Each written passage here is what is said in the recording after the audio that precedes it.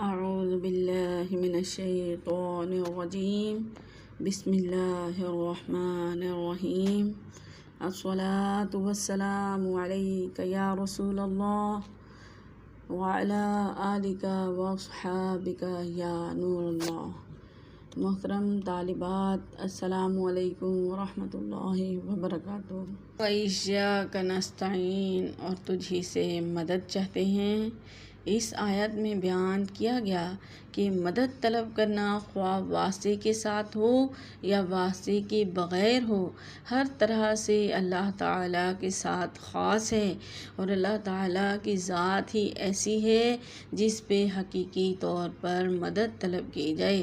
اعلیٰ حضرت امام احمد رضا خان رحمۃ اللہ تعالیٰ علیہ فرماتے ہیں، حقیقی مدد طلب کرنے سے مراد یہ ہے کہ جس سے مدد طلب کی جائے اسے بذات قادر، مستقل مالک اور غنی بے نیاز جانا جائے کہ وہ اللہ تعالیٰ کی عطا کے بغیر خود اپنی ذات سے اس کام یعنی مدد کرنے کی قدرت رکھتا ہے۔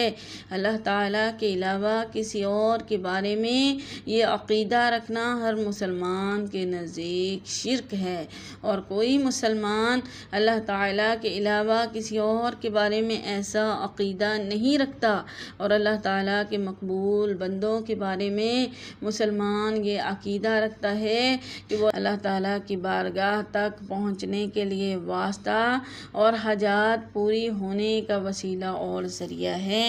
تو جس طرح حقیقی وجود کہ کسی کی پیدا کیے بغیر خود اپنی ذات سے موجود ہونا اللہ تعالیٰ کے ساتھ خاص ہے، اس کے باوجود کسی کو موجود کہنا اس وقت تک شرک نہیں ہوتا جب تک وہ حقیقی وجود مراد نہ لیا جائے۔ تو اسی طرح کسی سے مدد طلب کرنے کا معاملہ ہے، اس کا حقیقی معنی اللہ تعالیٰ کے ساتھ خاص ہے، اور وسیلہ اور واسطہ کے معنی میں اللہ تعالیٰ کے علاوہ کے لیے ثابت ہیں، اور حق یہ ہے بلکہ یہ معنی تو غیر خدا ہی کے لیے خاص ہے، کیونکہ اللہ تعالیٰ وسیلہ اور واسطہ بننے سے پاک ہے۔ اس سے اوپر کون ہے کہ یہ اس کی طرف وسیلہ ہوگا، اور اس کے سوا حقیقی حاجت روا کون ہے کہ یہ بیچ میں واسطہ بنے گا۔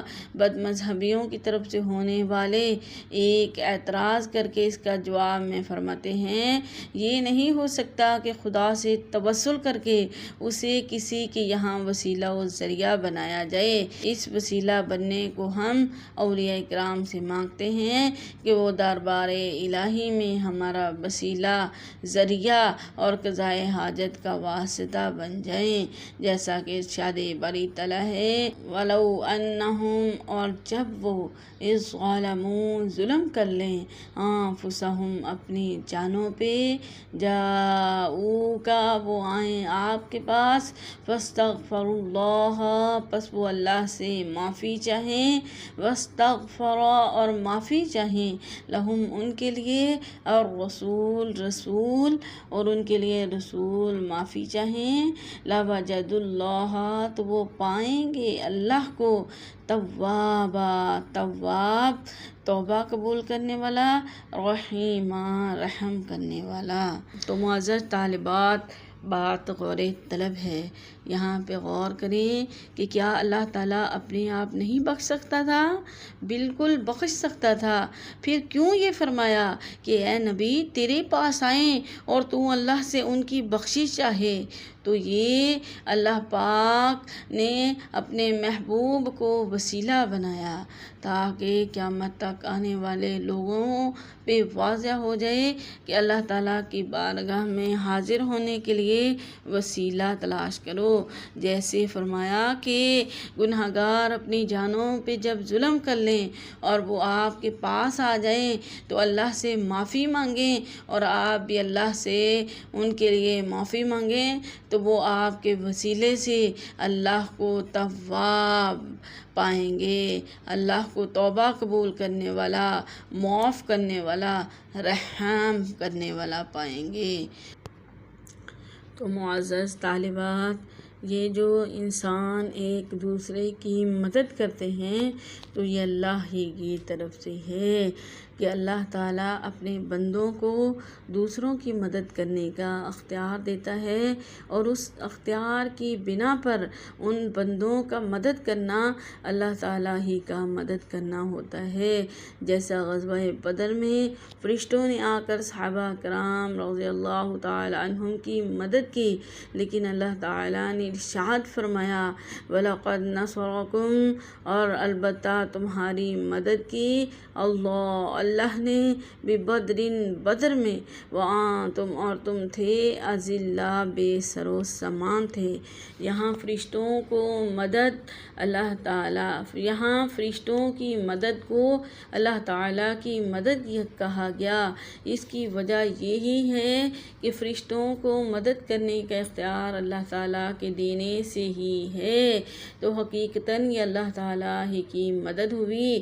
یہی معاملہ انبیاء کرام علیہم السلام اور اولیاء اعظام رحمۃ اللہ تعالیٰ علیہم کا ہے کہ وہ اللہ عز و جل کی عطا سے مدد کرتے ہیں، اور حقیقتاً وہ مدد اللہ تعالیٰ کی ہی ہوتی ہے۔ جیسے حضرت سلیمان علیہ السلام نے اپنے وزیر حضرت آصف بن برقیہ رضی اللہ تعالیٰ عنہ سے تخت لانے کا حکم فرمایا، اور انہوں نے پلک جھپکنے سے پہلے ملکہ بلقیس کا تخت حاضر کر دیا۔ اس پر انہوں نے فرمایا ھذا من فضل ربی، یہ میرے رب کے فضل سے ہے۔ اور تاجدار رسالت مکی مدنی آقا صلی اللہ علیہ وآلہ وسلم کی سیرت مبارکہ میں مدد کرنے کی بے شمار مثالیں ہیں، اگر سب جمع کی جائیں تو ایک ضخیم کتاب مرتب ہو سکتی ہے۔ صحیح بخاری میں ہے کہ نبی کریم صلی اللہ علیہ وآلہ وسلم نے تھوڑے سے کھانے سے پورے لشکر کو سیراب کر دیا۔